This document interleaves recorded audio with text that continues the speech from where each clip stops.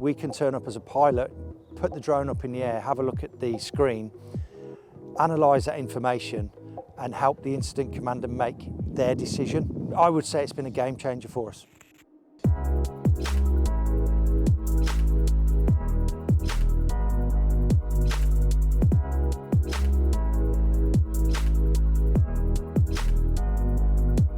I think initially I was quite apprehensive, but when we had the training, that was really helpful. Helped me to understand what it is that the drone capability can bring to West Midlands Fire Service and to me as a skill.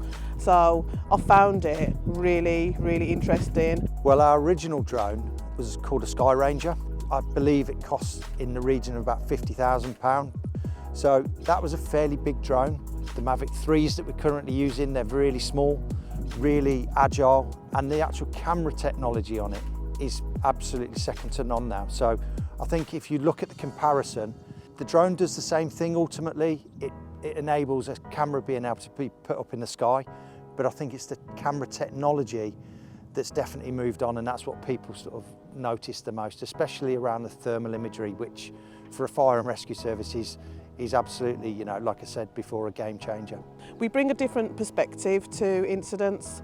We've had hydraulic platforms which has given us that aerial view, but having the drones means that we have even more of an understanding of what an incident is presenting for an incident commander to consider. We've always had to think about how we can do that safely to keep our people safe, but having the drone capability means that we're able to achieve those things without putting anybody in danger.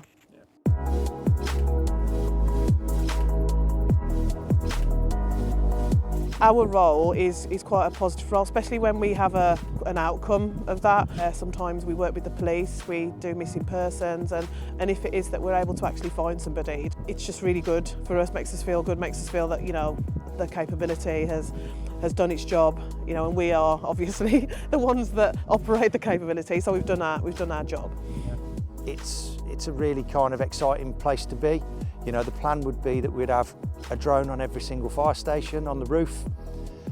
It would fly autonomously to an incident and send back live footage to fire control that would enable us to help with our mobilisation. So, you know, we'd be able to dynamically mobilise using that footage. That's the vision for the future. That's, you know, what I'd like to be involved in moving forward.